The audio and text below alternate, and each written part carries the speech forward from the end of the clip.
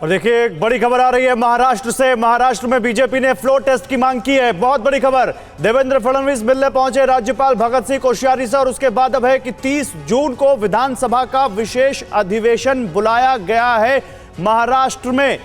बहुत बड़ी खबर, बीजेपी ने राज्यपाल से फ्लोर टेस्ट कराने की मांग की। उद्धव ठाकरे सरकार अल्पमत में है और इसको देखते हुए बीजेपी के नेता देवेंद्र फडणवीस कुछ विधायकों के साथ राज्यपाल भगत सिंह कोश्यारी से मिलने पहुंचे। 30 जून को विधानसभा का विशेष सत्र बुलाया गया, विशेष अधिवेशन।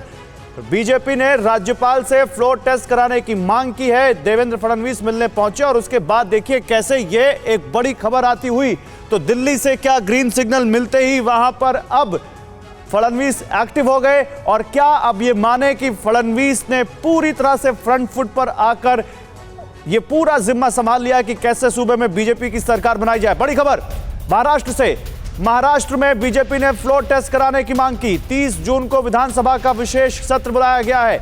बहुत बड़ी खबर, देखिए 30 जून को विधानसभा का विशेष सत्र बुलाया गया है। सुबह 11 बजे फ्लोर टेस्ट होगा। मयूरेश इस वक्त हमारे साथ है। मयूरेश, निर्दलीय विधायकों ने विशेष सत्र बुलाने की मांग की और 30 जून को फ्लोर टेस्ट होगा महाराष्ट्र विधानसभा में। निशान, इसके ऊपर अभी कंफर्मेशन नहीं आ रहा है। अभी भी चर्चा जो है वो अंदर चल रही है। जैसे ही फडणवीस या बीजेपी के नेता बाहर आते हैं, पहला सवाल हम उनसे यही पूछेंगे।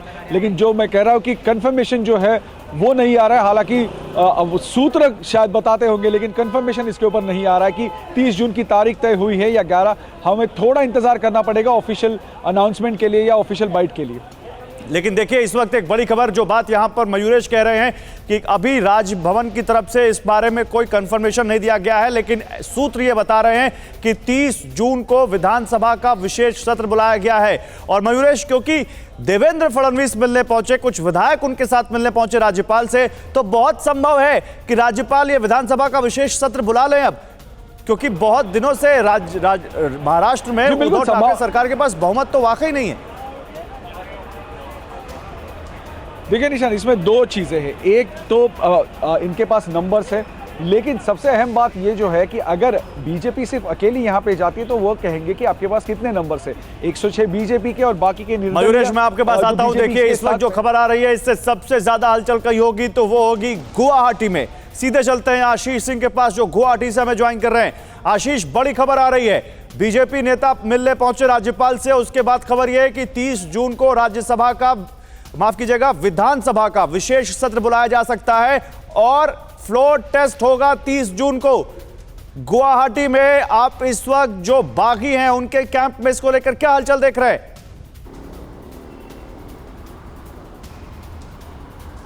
ये एक्सपेक्टेड लाइन पे है गौरव, और जिस तरह से हमने दर्शकों को पिछले 2 दिनों में बताया था सुप्रीम कोर्ट के ऑब्जर्वेशन के बाद में कि बुधवार या ज़्यादा से ज़्यादा गुरुवार तक में इस तरह की अपडेट आ जाएगी, और वही हो रहा है। बीजेपी ने हालांकि इनिशिएटिव लिया है, वो गवर्नर के पास में गए हैं और परसों जब एक नया सत्र बुलाए जाने की बात गवर्नर कर रहे हैं, सेक्रेटरी को उन्होंने लिख दिया है, असेंबली के सेक्रेटरी को।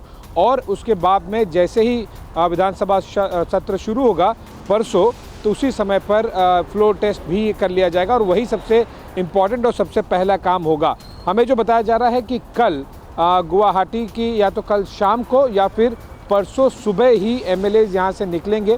वो इसलिए क्योंकि वो किसी भी तरह का रिस्क नहीं लेना चाहते हैं कि एमएलएज को यहाँ से ले जाएं और फिर मुंबई में कहीं उन्हें रखना पड़े किसी ज़्यादा समय के लिए। वो सीधा यहाँ से गुवाहाटी से जाएंगे और सीधा असेंबली ही पहुँचेंगे।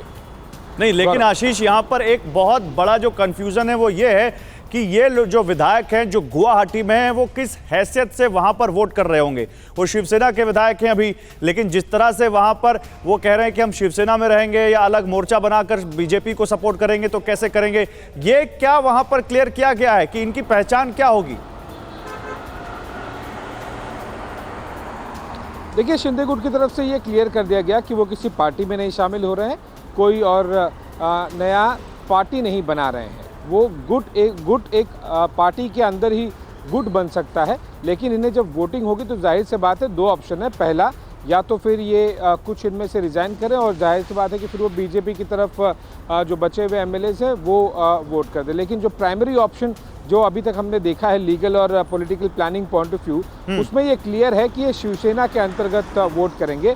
2/3 का आंकड़ा इनके पास में है और उससे 3 ज़्यादा ही है, तो उस बात को लेकर इन्हें चिंता करने की ज़रूरत नहीं है कि शिवसेना की इनकी जो डिस्क्वालिफिकेशन है वो किसी तरह की पॉसिबिलिटी है, वो बिल्कुल भी नहीं है। तो ये शिवसेना एमएलएज होते हुए वोट कर सकते हैं और साथ ही साथ इंडिपेंडेंट की भी तादाद इनके पास काफ़ी है, 7-8 इनके पास इंडिपेंडेंट एमएलएज हैं। एकनाथ शिंदे ने आज फिर जब वो दोपहर को बाहर आए थे तो 50 एमएलएज का दावा किया था। बिल्कुल। उसमें से 39 शिवसेना एमएलएज तो हमें क्लियरली पता है सिग्नेचर और नाम के साथ में, 7 से 8 इंडिपेंडेंट एमएलएज भी हमें पता है, 2-4 और शायद इनके पास इंडिपेंडेंट एमएलएज होंगे या फिर कुछ और लोग मुंबई में इन्हें ज्वाइन कर सकते हैं, उसकी पॉसिबिलिटी होगी। लेकिन 46 से 47 का आंकड़ा तो कहीं नहीं गया और आराम से वो शिवसेना पार्टी रिटेन करने के लिए अपनी शिवसेना एमएलए की जो मान्यता है वो 37 के पार उन्हें करना जरूरी था और वो फिर एक खबर ये थी कि एकनाथ शिंदे दिल्ली आ सकते हैं, मुलाकात कर सकते हैं यहाँ पर अमित शाह से, या वो बीजेपी के नेताओं से मुलाकात कर सकते हैं।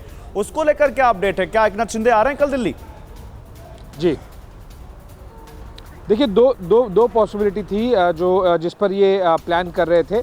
पहला कि एकनाथ शिंदे मूव करेंगे गवर्नर के पास असेंबली में कि फ्लोर टेस्ट किया जाए और सरकार को वो अविश्वास मत में देखते हैं।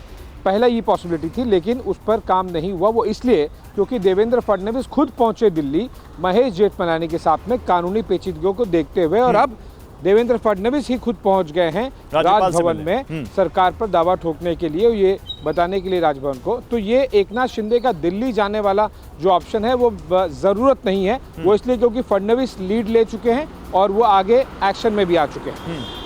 ठीक है, मैं मयूरेश के पास जाऊंगा, मुंबई से मयूरेश भी हमारे साथ जुड़े हुए हैं। मयूरेश, क्या हलचल इस वक्त होती हुई राजभवन में? अच्छा, मयूरेश से संपर्क हमारा कट गया है, लेकिन आशीष, फिर सवाल यहां पर यह है कि क्या ये माने कि 30 जून तय हो जाएगा और एकनाथ शिंदे बड़े यहां पर एक कह सकते हैं चेहरे के तौर पर तो उभरे ही हैं, लेकिन सबसे बड़ा गेन भी उन्हीं को होता हुआ होगा। क्या कोई जानकारी कि एकनाथ शिंदे को नई सरकार में क्या जिम्मेदारी दी जा सकती है?